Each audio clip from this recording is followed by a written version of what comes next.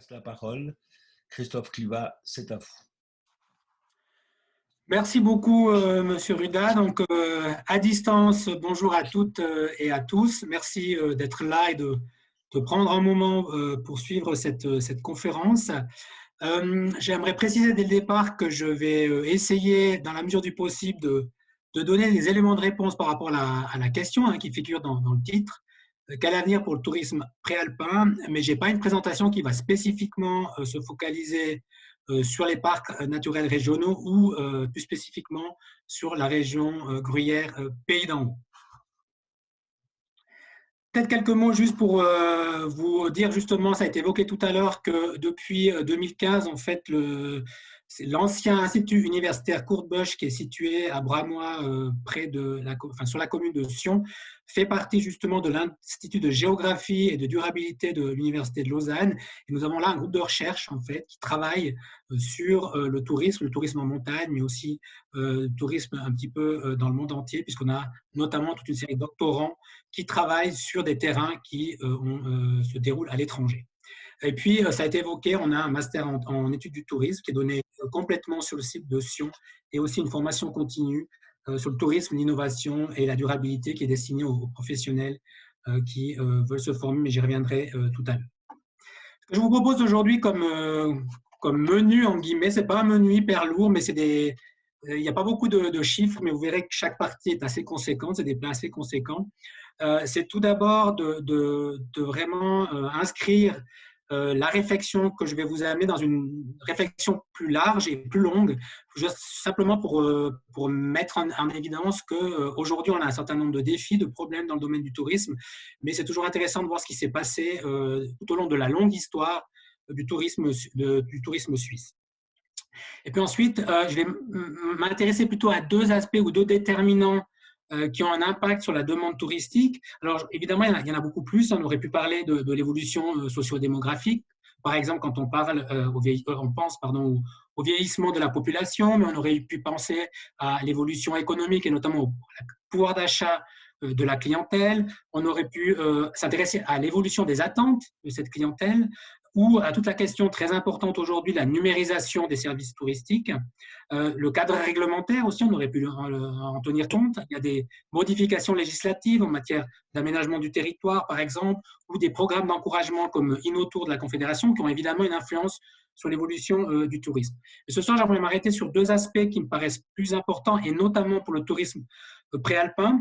En particulier, le point 2, c'est toute la question des changements climatiques, qui est un déterminant, si on veut, de moyen et de long terme sur l'évolution du tourisme dans les Préalpes, et puis un facteur dominant aujourd'hui dans les discussions, dans notre quotidien, puisque c'est aussi la raison pour laquelle on est à distance ce soir, et ça impacte particulièrement le tourisme en général, c'est cette question de la crise du Covid-19. Alors, on va commencer effectivement par poser quelques jalons. Je vous ai mis juste une petite carte. On a une doctorante qui a fait il y a quelques années, qui a tenté quelques années de reconstruire au niveau mondial l'évolution ou l'émergence plutôt des lieux touristiques. Alors, ce n'est pas pour aller dans le détail, mais c'est pour mentionner qu'aujourd'hui, c'est vraiment le tourisme est devenu un phénomène complètement mondialisé. Il n'y a plus beaucoup de territoires dans le monde qui n'ont pas été atteints par l'activité touristique. Et dans cette microcosme, si on veut, cet écosystème mondial au niveau touristique, la Suisse joue évidemment un rôle important puisqu'elle a été une des premières régions à être mise en tourisme dès la fin du XVIIIe siècle. Nous avons aussi, il y a quelques années, mené une étude en fait, qui avait été soutenue par le Fonds national suisse de la recherche et aussi par le canton du Valais pour s'intéresser justement à l'histoire longue des lieux touristiques, des stations en particulier. Un projet qu'on avait appelé entre abîme et métamorphose, une approche interdisciplinaire du développement des stations touristiques, avec justement cette idée que c'était pas si simple que ça pour un lieu de rester touristique, d'avoir du succès malgré les crises sur 150 ans. Et on voulait un petit peu essayer de suivre quelques exemples, quelques cas, pour essayer de comprendre pourquoi finalement il y a certains lieux qui fonctionnent bien et d'autres moins. On s'était notamment inspiré des travaux d'un chercheur canadien qui avait, au début des années 80, imaginer un petit peu cette trajectoire possible pour les stations et pour les lieux touristiques, un tout petit peu à l'image de ce qu'on pourrait avoir pour un produit, avec cette idée, voilà, il y a une phase de départ, de développement assez fort, et puis il y a un moment où on arrive au sommet un petit peu de ce graphique, avec on a beaucoup de touristes, on commence à avoir vraiment du succès, mais on a une stagnation, et puis l'enjeu c'est qu'est-ce qui va se passer, est-ce qu'on va justement décliner, est-ce qu'on va se stabiliser ou est-ce qu'on va réussir à renouveler la destination, à trouver un nouvel avenir. C'est un petit peu ce travail un petit peu qui nous avait intéressé. On l'a un tout petit peu étendu dans la réflexion en distinguant ce qu'on appelle trajectoire possible, alors dit un petit peu idéal typique, de l'évolution des lieux touristiques, avec cette idée d'une trajectoire qui est plutôt une trajectoire de relais, c'est-à-dire justement ces lieux touristiques qui, sur 100 ans ou plus, arrivent, alors avec des périodes parfois conjoncturelles plus difficiles, mais qui arrivent toujours à se renouveler et à rester bien actives, avec du succès sur le marché touristique. On a à l'inverse des lieux touristiques qui ont quasiment disparu, ou en tout cas la fonction touristique a disparu sans qu'on ait vraiment d'autres activités économiques qui prennent le relais. Et puis on a aussi parfois des lieux qui se métamorphosent. L'idée de la métamorphose, c'est l'idée que finalement on a des lieux qui ne sont pas en déprise économique, mais qui s'orientent vers d'autres types d'activités, sur d'autres activités industrielles ou résidentielles, qui fait que la fonction touristique elle prend ou elle perd de son importance. Et pour travailler sur, on a pris 3 cas qui correspondent à chaque fois à une trajectoire idéale typique. Le cas de Montreux, qui est le cas justement d'un lieu touristique très important. Avant la Première Guerre mondiale, Montreux, c'est 8000 lits dans les hôtels. Et puis aujourd'hui, la fonction touristique, quand vous allez à Montreux, on la sent, elle est encore là, mais c'est plus l'activité principale au niveau des économiques. Zermatt, c'est l'exemple du relais, cette station qui émerge à partir du milieu du 19e siècle et qui réussit, quelles que soient les crises, quels que soient les changements de mode, à toujours avoir du succès.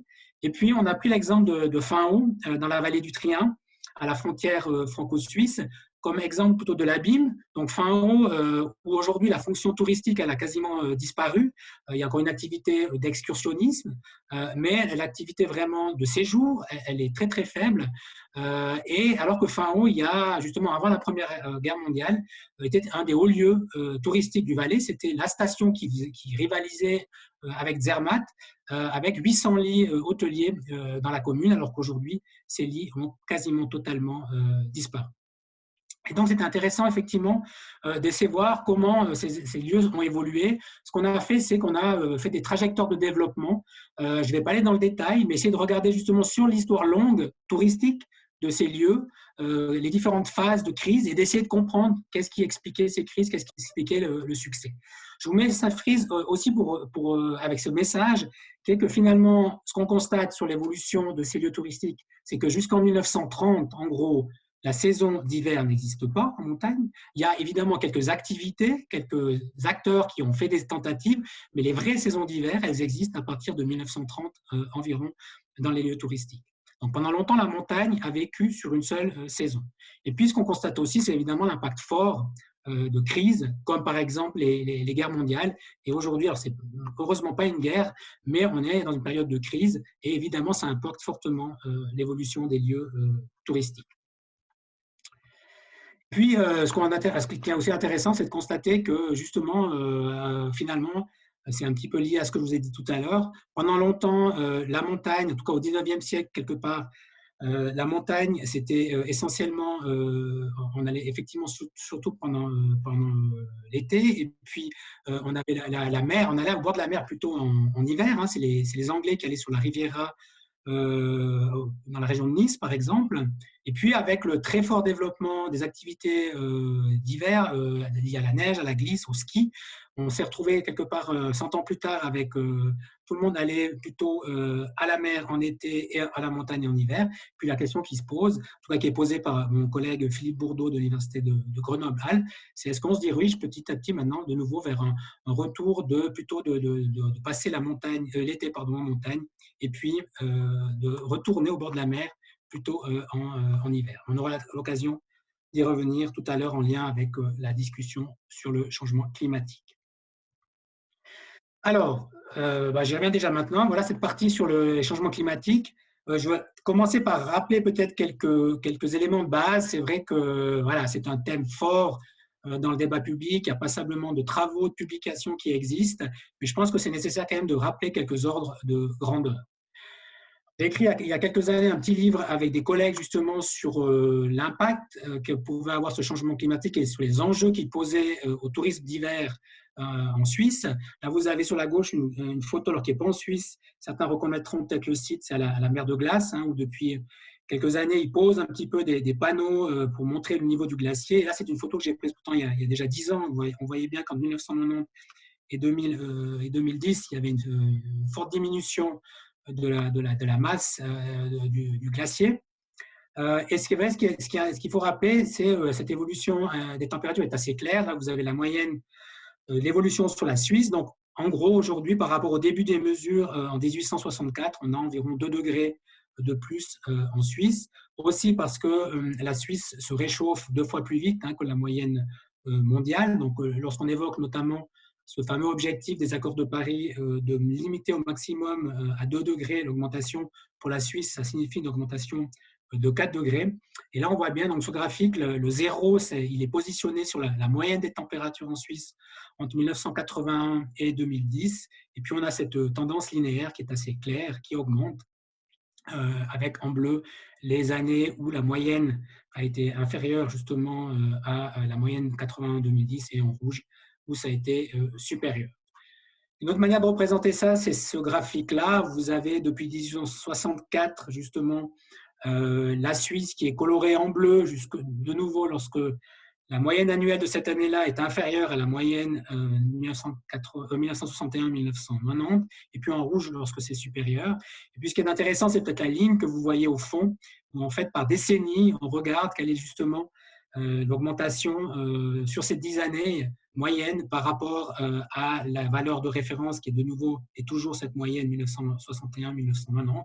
Et puis on voit bien cette accélération un petit peu ces dernières décennies avec dans les années 90 une augmentation de l'ordre de 0,87% en moyenne par année, 1,19 dans les années 2000, 1,54 pour la décennie 2010, et puis on n'a qu'une année pour 2020 qui est 2,27 degrés plus chaud sur la moyenne annuelle que par rapport à cette moyenne sur 30 ans entre 1961 et 1990. Ce qu'on constate aussi, c'est écrit en tout petit, vous ne le voyez pas nécessairement dans le graphique, c'est que sur en fait, les 5 années les plus chaudes en Suisse ont toutes eu lieu ces 10 dernières années. Là, vous avez quelques changements qui sont observés en Suisse. On a parlé effectivement des températures, mais il y a aussi l'ensoleillement qui augmente. On a aussi la question des fortes précipitations qui deviennent plus intenses, avec une augmentation aussi des précipitations en hiver. Moins de jours de neige, on y reviendra. Des saisons de végétation qui se rallongent de quelques semaines du fait du réchauffement. La question des vagues de chaleur qui sont nettement plus importantes et qui font aussi souffrir certains territoires de montagne. Beaucoup moins de jours de gel qu'en 1961. Une augmentation du lysotherme du 0 degré d'environ 300 à 400 mètres depuis 1961. Et puis une perte très importante du volume glaciaire de l'ordre de 60% depuis le milieu du 19e siècle. Donc là, on a quelques ordres, je dirais, de grandeur qui sont posés sur l'évolution du climat en Suisse. Maintenant, si on s'intéresse plus spécialement à un facteur qui est très important par rapport à l'évolution qu'a connue le tourisme en montagne et aussi dans les préalpes, c'est-à-dire une évolution qui s'est beaucoup basée sur la pratique du ski. Il y a quelques études qui sont intéressées notamment une étude qui s'est intéressée à voir l'évolution justement de la disponibilité, si on veut, de la ressource en neige naturelle depuis les années 70. Donc, c'est une étude là qui a été publiée en 2016 et qui arrive à différents constats. En fait, là, sur ce graphique, vous avez différentes lignes qui sont différentes couleurs et ça représente chaque fois les mesures qui sont prises dans des stations de mesure en montagne à différentes altitudes. La plus basse, c'est la station des Rollo, qui est à 1139 mètres d'altitude. Et puis la plus haute, c'est celle du Weißflurjoch, qui est à 2540 mètres. Et de 1970 à 2015, on a pris toutes les mesures de hauteur de neige. Donc le premier graphique tout en haut, c'est sur la gauche une échelle où vous avez en fait l'échelle temporelle entre la mi-octobre et la mi-décembre, et c'est la question de quand est-ce que la neige arrive. Et on voit que en moyenne, ça a tendance à reculer dans le temps. En fait, on arrive en moyenne sur cette période 1970-2015 à l'arrivée, si on veut, de la neige 12 jours plus tard. Et puis, on voit aussi que la période où la neige reste est plus courte. Ça, c'est le deuxième graphique ou le graphique du milieu, où on a là à quel moment la neige elle disparaît, elle fond, avec de nouveau une échelle temporelle entre le mois de mars et le mois de juillet. Et là, on a une évolution encore plus rapide, puisqu'en moyenne, sur ces 45 ans, la neige disparaît 25 jours plus tôt. Donc, au total, on a quasiment un jour par année de neige naturelle qui est perdu sur la période entre 1970 et 2015. Et puis, on a aussi constaté en fait une baisse de l'ordre de 25% de la hauteur maximale annuelle de la couche de neige. C'est le graphique qui est en haut sur ce dia. Donc, on a moins de neige au total. Et puis, le deuxième graphique, c'est finalement le moment où ce moment survient, dans quel moment dans la saison on observe ce maximum de neige, et en l'occurrence, il arrive là 28 jours plus tôt en 2015 qu'en 1970. Donc, c'est des indicateurs qui montrent très clairement que la disponibilité, si on veut, de la ressource neige naturelle est moins importante aujourd'hui, clairement, qu'en 1970. Puis, il y a des chercheurs qui sont aussi intéressés à qu'est-ce qu'il allait rester de cette neige à la fin du siècle, en fonction de différents scénarios. C'est une étude de 2017, et justement, ces chercheurs, là vous avez un petit peu le résumé, arrivent à la conclusion que le manteau neigeux pourrait diminuer de 70% avant la fin de ce siècle, et que de toute façon, à toutes les altitudes, il y en aura moins. Quel que soit justement le scénario qui était envisagé en matière d'émissions de gaz à effet de serre, et que évidemment, c'est pas une surprise. Les altitudes inférieures à 1200 mètres sont particulièrement touchées, mais que c'était aussi leur constat que même à très haute altitude, à 3000 mètres, on aura un manteau neigeux qui sera plus faible. Par contre, l'aspect, ou la bonne nouvelle, c'est que si on arrive à prendre des mesures strictes pour limiter les émissions de gaz à effet de serre, selon eux, la perte de ce manteau neigeux dans les Alpes ne serait pas de 70%, mais de l'ordre de 30%. Maintenant, peut-être plus spécialement vraiment des préalpes. Donc ça, c'est une carte que vous trouvez sur le site de Météo Suisse, avec justement cet espace défini par l'Office fédéral de l'environnement comme l'espace des préalpes, avec aussi, de manière générale, en Suisse, des scénarios climatiques. Les derniers ont été faits en 2018, qui prévoient 4 évolutions principales. C'est des étés qui sont plus secs, des précipitations qui sont plus fréquentes, en augmentation des jours tropicaux, donc des jours où la température elle est au moins égale ou supérieure à 30 degrés, et puis des hivers qui sont peu enneigés. On a une série de données qui sont dans ces scénarios d'évolution climatique qui concernent vraiment les préalpes. Je vous en montre quelques-uns. Là, vous avez la température en fait telle qu'elle devrait ou qu'elle pourrait évoluer en fonction d'un relativement court terme d'ici 2035, d'un moyen terme 2060 ou d'un long terme autour de 2085, avec 2 scénarios différents. Donc, c'est les 2 couleurs que vous voyez avec ce symbole RCP 2,6 ou RCP 8,5. Donc, en fait, le scénario RCP 8,5, ce serait un peu le scénario, en gros, on continue comme aujourd'hui au niveau des émissions de gaz à effet de serre. Il n'y a pas de mesure vraiment stricte qui est prise. Et malgré les progrès technologiques qu'on pourrait faire, les émissions de gaz à effet de serre continuent d'augmenter. À l'opposé, le scénario 2,6, c'est le scénario quelque part qui correspond à l'objectif climatique des accords de Paris. Donc, c'est une baisse drastique des émissions de gaz à effet de serre qui est proche de zéro, qui permet justement, en réussissant à le faire d'ici une vingtaine d'années, on peut atteindre ces 2 degrés maximum au niveau mondial, c'est 4 degrés en Suisse, et c'est ce qui permettrait de voir effectivement des évolutions différentes pour les préalpes au niveau des températures. On le voit moins à court terme, mais on le voit bien plus on s'éloigne dans le temps, avec notamment pour la période 2085, une augmentation des températures qui est nettement plus importante en cas de poursuite des émissions de gaz à effet de serre sur la même trajectoire que ces dernières décennies. Pardon. Ce qu'on constate, c'est que quels que soient les scénarios, on s'attend à une augmentation probablement un peu plus élevée des températures sur la saison d'été par rapport à la saison d'hiver.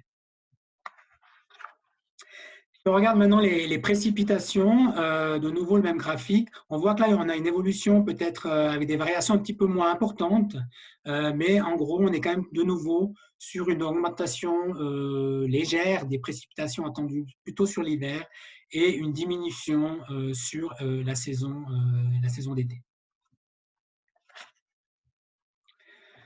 Puis, on a aussi la question, notamment ici, de savoir un petit peu les jours par année, finalement, de neige fraîche, donc les jours où finalement il y a de la neige, où il neige, en gros, avec de nouveau des évolutions différentes en fonction des deux scénarios. Donc, la barre en noir, c'est la moyenne, si on veut, des jours avec neige en fonction de l'altitude sur la période de référence, la période 1980-2010. On voit que quel que soit le scénario, il y a une diminution de ces nombre de jours avec neige, mais évidemment, la diminution, elle est plus sensible lorsque c'est le scénario sans mesure stricte en matière d'émissions de gaz à effet de serre qui est choisi. Néanmoins, dans tous les cas, si on regarde par exemple l'altitude supérieure à 1500 mètres, on voit qu'on a, même dans le scénario le plus ambitieux en matière d'émissions de gaz à effet de serre, une diminution de l'ordre de 20 jours environ, des jours où il y aura de la neige, où il va neiger dans les prairies. Là, c'est une étude relativement ancienne, dans le sens où elle a une quinzaine d'années, qui avait essayé d'évaluer sur l'ensemble de l'espace alpin et aussi sur la Suisse, finalement, combien il y aurait de domaines skiables encore sûrs en fonction de l'évolution de la température. Là, je vous ai mis en encadré rouge ce qui concerne les Alpes vaudoises et fribourgeoises. On voit qu'on est aujourd'hui déjà dans la deuxième colonne par rapport à la sécurité d'enneigement, c'est-à-dire on est dans ce scénario de +1, où il y a 65% de ces domaines qui sont considérés comme sûrs. Et puis, évidemment, en fonction de l'augmentation de la température, le nombre de domaines skiables considérés comme sûrs diminue. Alors, ce qui est important maintenant de préciser, c'est que ça concerne, ou ça ne prend en compte que l'enneigement naturel, et pas évidemment la question de l'enneigement artificiel. Et puis, ce qui est aussi important de souligner, c'est qu'est-ce qu'on a comme définition pour la sécurité d'enneigement. Et les chercheurs, en fait, qui ont fait ce travail, ils ont adopté une règle. Pour eux, un domaine skiable est considéré comme sûr en neige, donc il y a une sécurité d'enneigement si on a 100 jours dans la saison d'hiver avec au moins 30 cm de neige, et 7 hivers sur 10. Donc ils avaient intégré cette idée qu'ils pouvaient avoir 30% en fait, des hivers où on n'arrivait pas à atteindre cette règle. C'est aussi quelque chose à tenir en compte, évidemment, quand on essaye d'interpréter ce tableau. La question du changement climatique et du tourisme en Suisse, elle a fait l'objet de nombreuses études et notamment d'une réflexion un peu pilote, en tout cas un peu précurseur de la part de Suisse Tourisme. Alors, je trouve intéressant que ce soit Suisse Tourisme qui est l'organe chargé finalement de faire la promotion du tourisme suisse à l'étranger notamment, qui s'est intéressé, qui était une des seules peut-être organisations fêtière ou professionnelle en Suisse qui a vraiment pris au niveau national, en tout cas, qui a vraiment pris à bras-le-corps cette question du changement climatique et qui a publié en 2008 cette étude. Elle a fait en réunissant un certain nombre d'experts qui ont planché dans le cadre d'ateliers pour voir un petit peu quels étaient les enjeux pour l'évolution du tourisme suisse et qui a proposé un certain nombre, notamment d'opportunités ou de risques qui sont mentionnés sur ce dia. Je ne vais pas le lire en détail, mais en gros, ce qu'on constate finalement, c'est qu'on a plutôt des opportunités sur la saison d'été avec le réchauffement climatique, notamment parce qu'on se dit par exemple que des zones aujourd'hui hautement touristiques autour du pourtour méditerranéen vont devenir vraiment très très chaudes et moins intéressantes pour les touristes et que les touristes vont revenir en montagne, chercher la Sommerfrische en montagne, qui était un concept un petit peu à la mode et qui revient aussi aujourd'hui dans les discussions.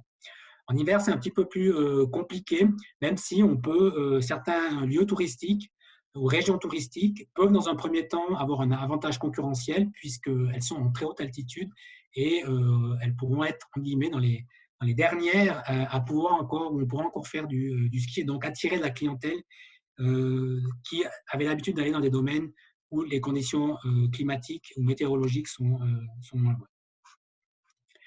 Si on regarde spécifiquement la question des préalpes, donc dans cette étude, ils sont aussi intéressés au potentiel.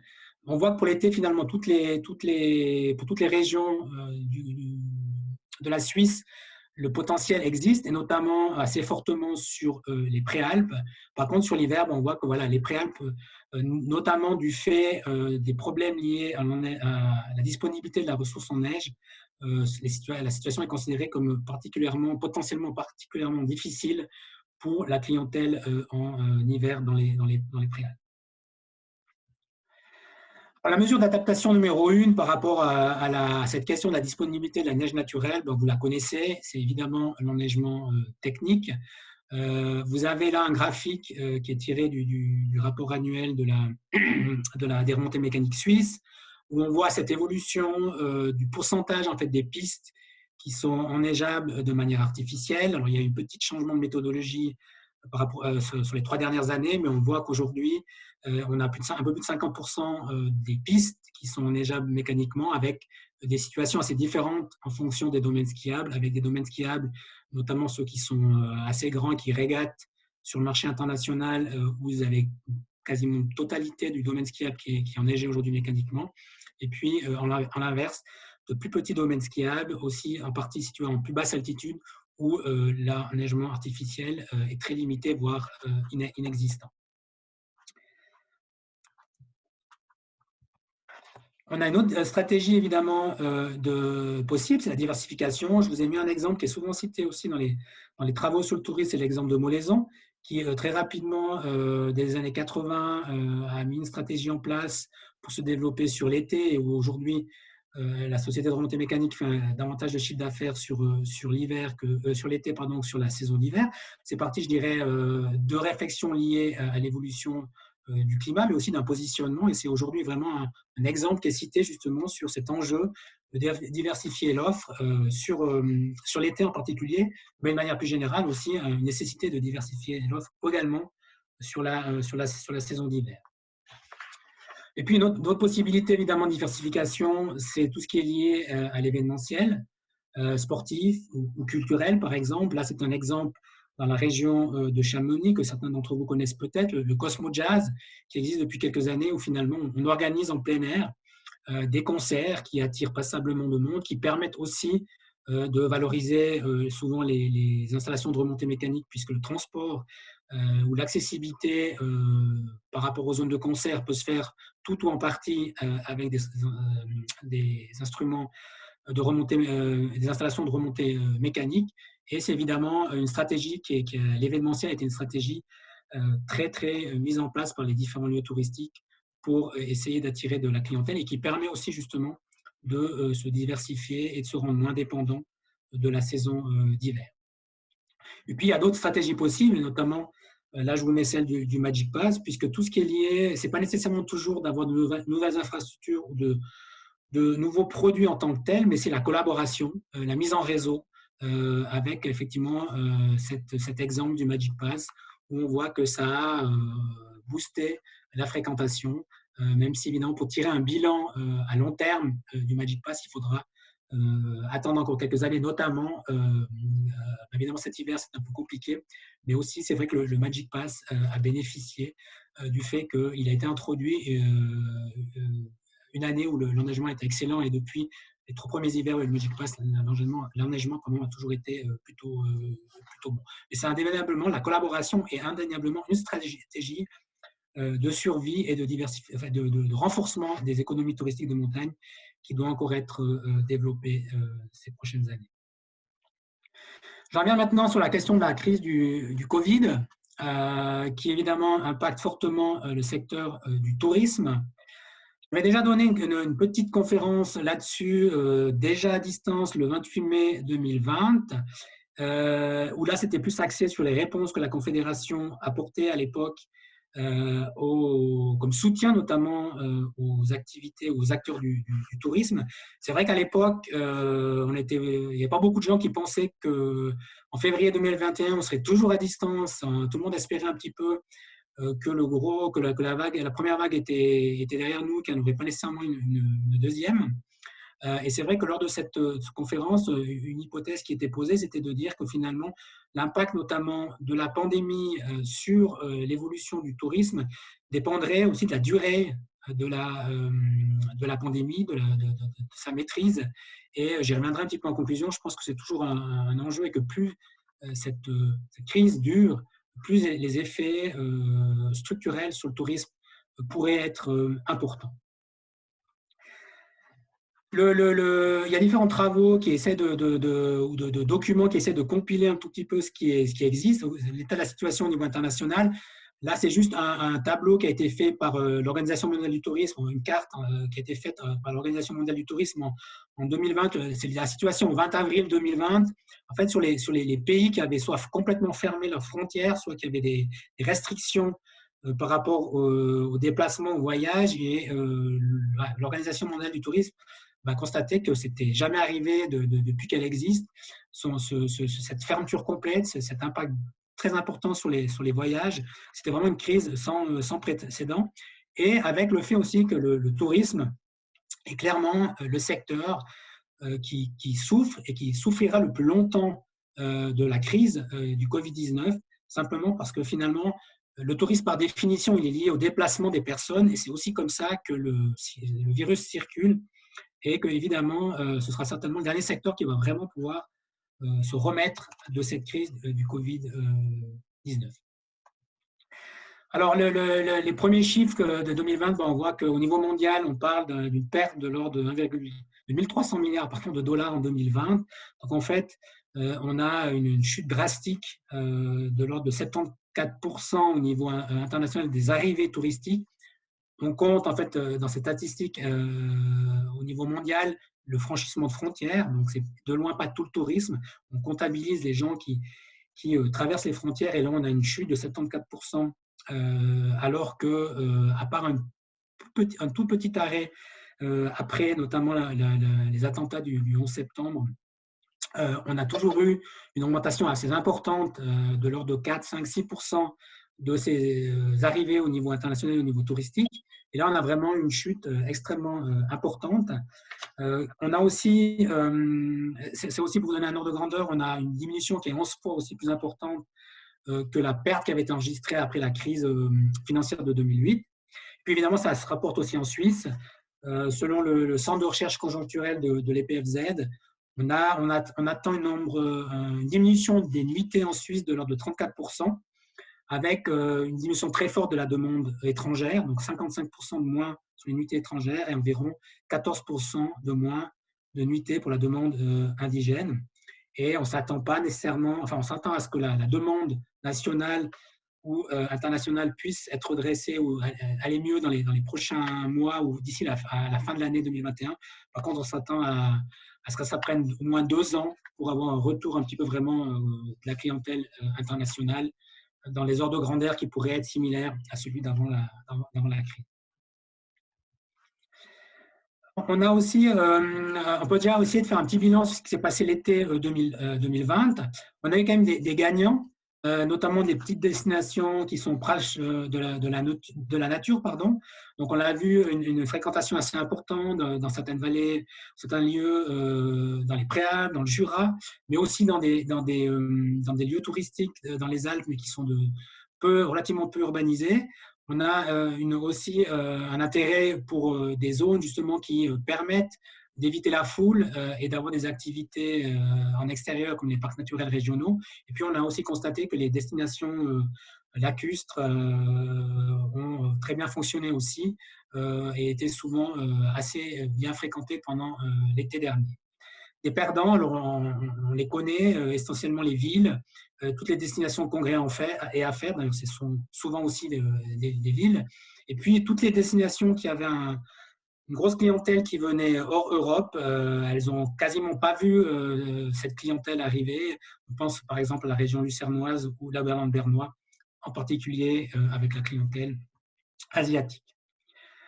On a aussi mené l'été passé une étude avec une collègue dans 6 stations dans le Haut-Valais. Donc, on a fait des entretiens qualitatifs avec les gens. On voulait profiter en fait de cet été un peu particulier marqué par cette pandémie pour savoir comment les gens qui venaient en vacances en montagne pendant l'été, comment finalement ils vivaient leur expérience touristique. On a fait une conférence là-dessus dans le cadre organisé par le CIRM justement à l'automne dernier. Et puis on a fait un petit rapport final. Et puis on a certains éléments qui sont sortis. Des défis pour les destinations, c'était effectivement de réussir à réagir rapidement pour adapter justement leur stratégie, avoir des mesures concrètes. Donc, on a dû s'adapter à ces normes sanitaires, on a dû s'adapter à des choses qu'on pouvait faire, des choses qu'on ne pouvait plus faire, on a dû s'adapter à des clientèles qui n'étaient pas les mêmes ou celles à que l'on attendait. Et ça, on a constaté qu'il fallait, pour se faire des moyens financiers, il fallait du personnel, donc notamment la gestion sanitaire demande d'avoir des gens qui s'en occupent. Et puis, on a pu mettre le doigt effectivement sur l'importance pour ces destinations d'avoir une bonne collaboration entre les acteurs, qu'il y ait du soutien, une coordination qui fonctionne entre les acteurs de la destination. Il y avait aussi l'importance d'être réactif et de développer différents scénarios avec des visions à court et moyen terme. On a constaté voilà, que certaines de ces 6 destinations dans le Valais étaient déjà très impliquées ou réfléchissaient déjà vraiment l'été sur l'hiver qui allait arriver, alors que d'autres étaient plus en attente du fait des incertitudes. On a constaté l'importance d'améliorer la collaboration à l'échelle régionale, puisque notamment la clientèle estivale est passablement mobile, donc la plupart des personnes avec lesquelles nous avons parlé ne restaient pas pendant leur séjour touristique dans la destination, elles rayonnaient et elles étaient demandeuses d'avoir des informations sur ce qui se passait dans les autres destinations à proximité. Et puis, un enjeu pas toujours facile, c'est l'équilibre à trouver entre la détente, c'est-à-dire que les gens qui sont vraiment là pour se relaxer, c'était souvent mis en avant ce côté relax de la part des gens qui venaient en station pendant l'été dernier. Et puis versus justement une mise en œuvre quand même stricte des règles sanitaires, même si l'été dernier, on était évidemment dans un contexte plus favorable du point de vue sanitaire que ce qu'on connaît aujourd'hui pendant la saison d'hiver.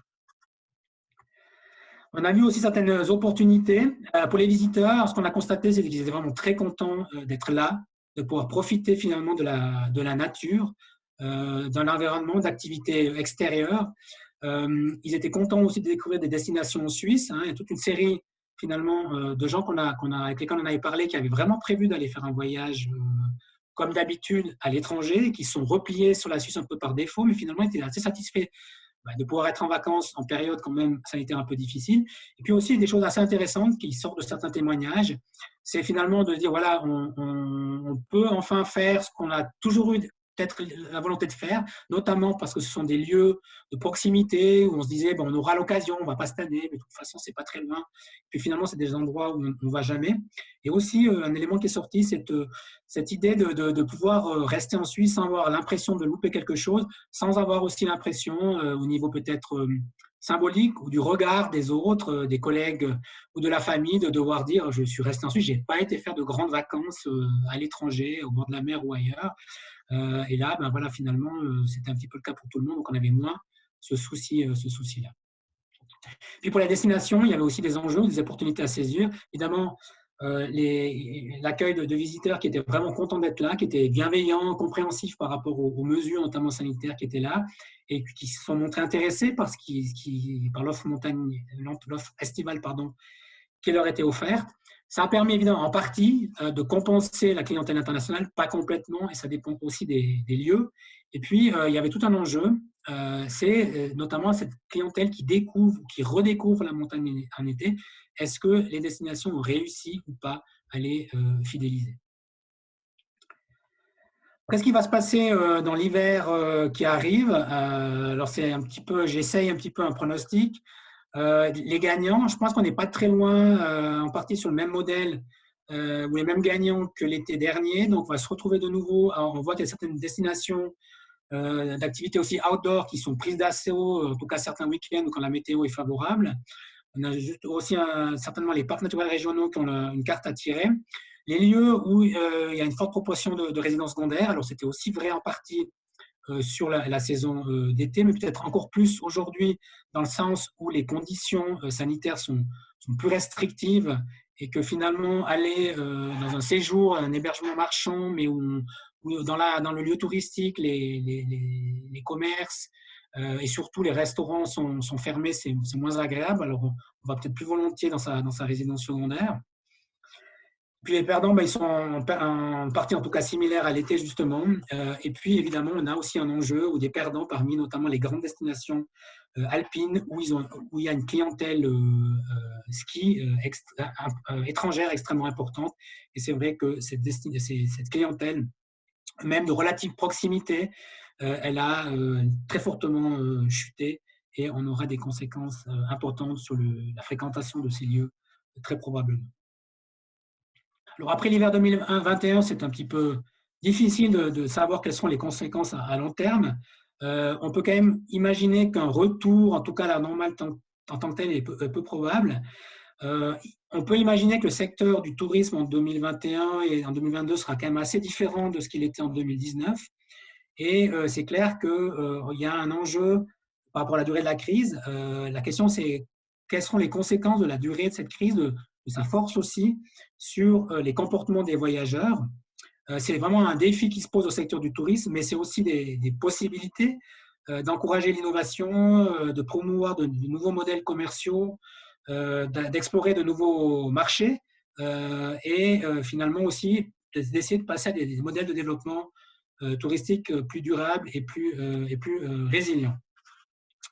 Et l'organisation de l'OCDE, donc l'Organisation de coopération et de développement économique, est donc une organisation qui regroupe en 30 et 40 environ pays, dit plutôt avec une économie relativement développée, fait périodiquement des rapports sur le tourisme. On en a fait un en décembre dernier et elle imagine différentes implications de la crise la crise du Covid sur le tourisme.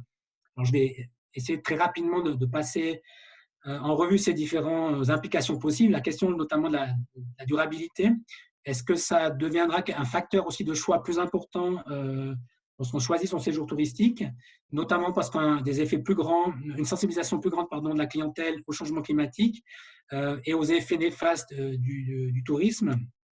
Et avec un enjeu peut-être, est-ce que justement des zones plus proches de la nature, des destinations aussi plus régionales, plus locales, pourraient tirer leur épingle du jeu justement, être les moteurs un petit peu de la reprise touristique par rapport à des destinations plus lointaines.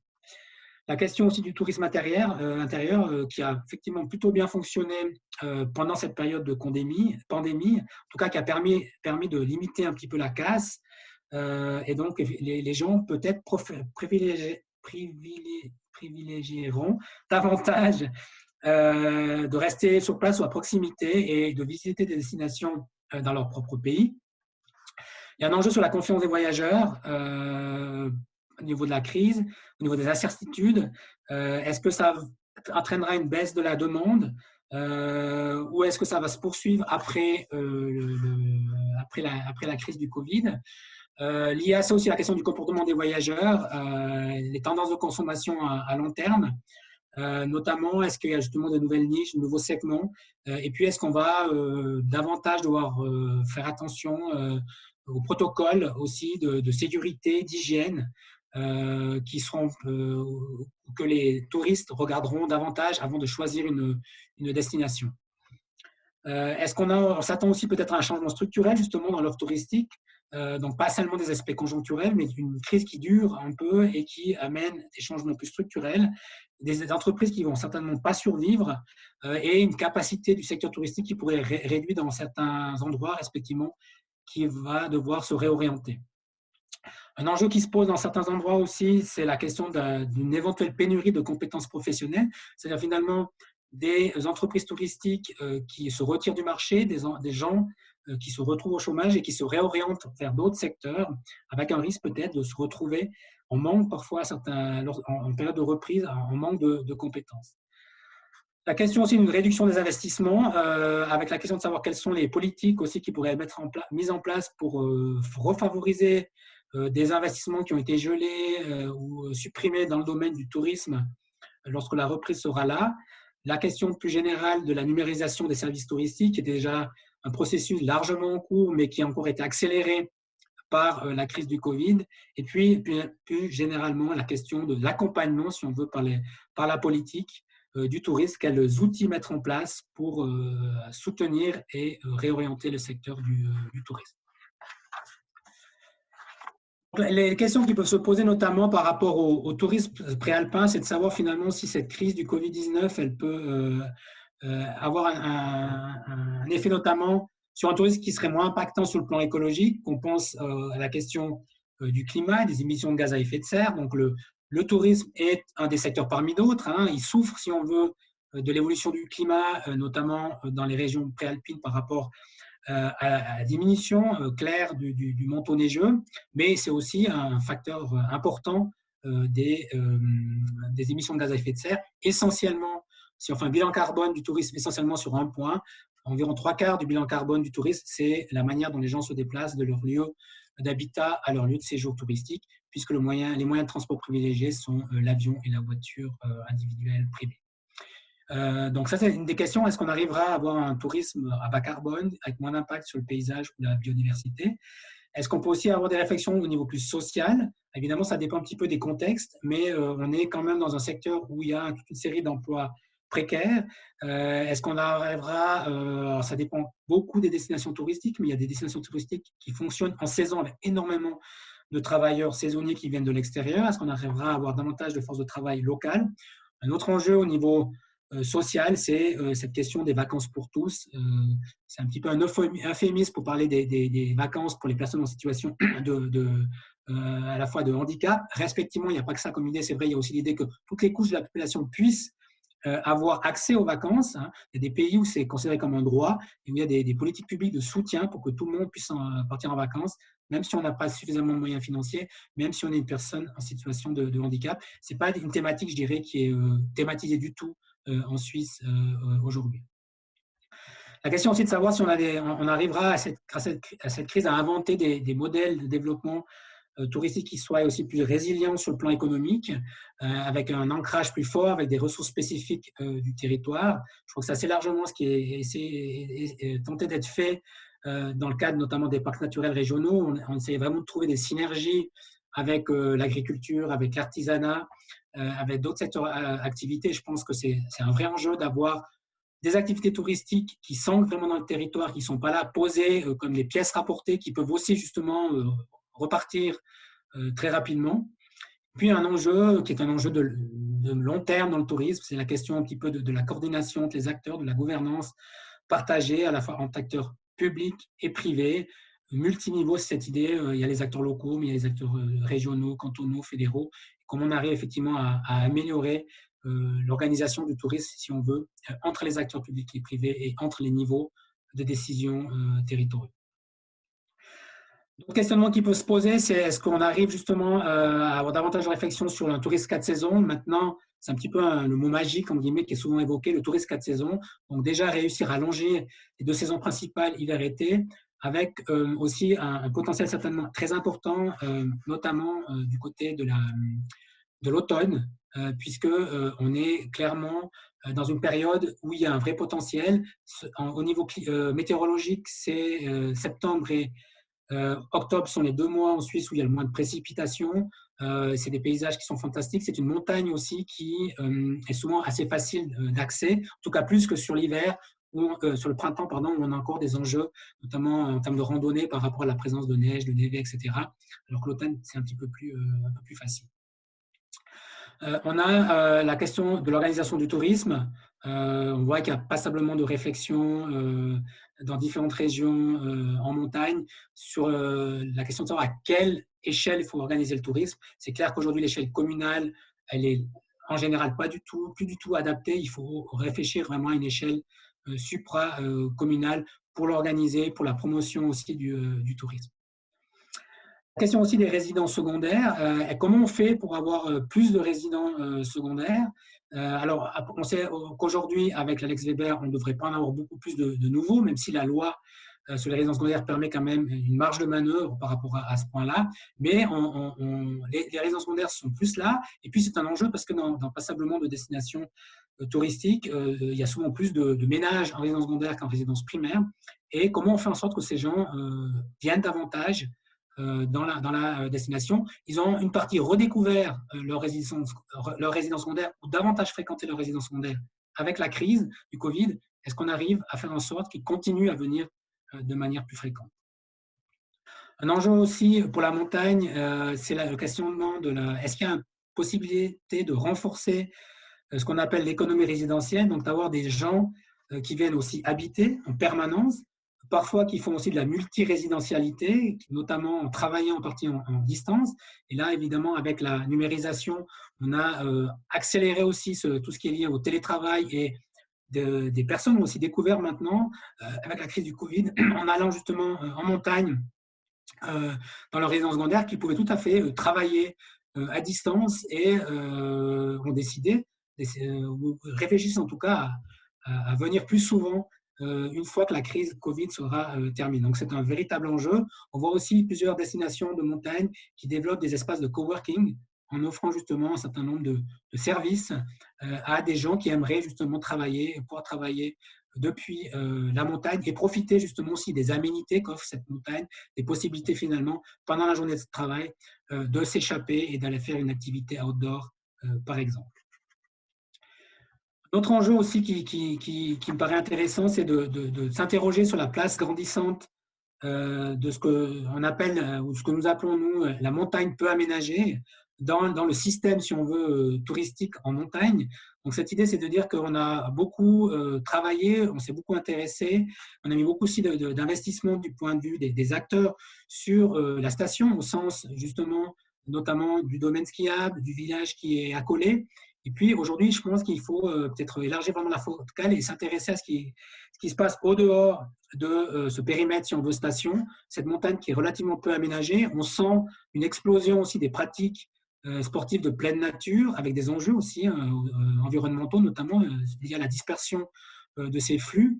Et on vient de lancer, nous, une recherche justement qui démarrera au mois d'avril, qui durera 4 ans et qui est menée avec des collègues de Grenoble, justement, sur la question des refuges de montagne, notamment. Est-ce que c'est des points nodaux de la fréquentation en montagne, à la fois pour mieux comprendre cette fréquentation de la montagne peu aménagée, de l'évolution des métiers aussi qui vont avec, de gardiens de cabanes, d'accompagnateurs en moyenne montagne ou de guides de montagne, et avec un petit peu cette hypothèse qu'on va creuser les 4 prochaines années pour savoir dans quelle mesure justement il y a un potentiel de relance, si on veut, touristique dans cette montagne peu aménagée par rapport justement à la station en guillemets aménagée, qui est un petit peu un modèle qui arrive en bout de souffle. Là, je vais faire un petit peu de pub avant de terminer pour justement, je vous ai parlé en introduction d'un CAS, donc un certificat d'études avancées sur le tourisme, l'innovation et la durabilité qu'on va débuter sur le site de Bramois, probablement plutôt à distance en avril. Justement, on essaye de reprendre ces différentes questions que je viens de lister dans les 2 dias précédents et de les thématiser, puisque ces questions d'innovation et de durabilité qui étaient déjà très présentes, elles sont évidemment encore plus pertinentes aujourd'hui dans un contexte justement de Covid et de qu'est-ce qui va se passer après le Covid. En guise de conclusion, la question qui se pose un petit peu aujourd'hui, c'est de savoir qu'est-ce qu'on va faire de cette crise.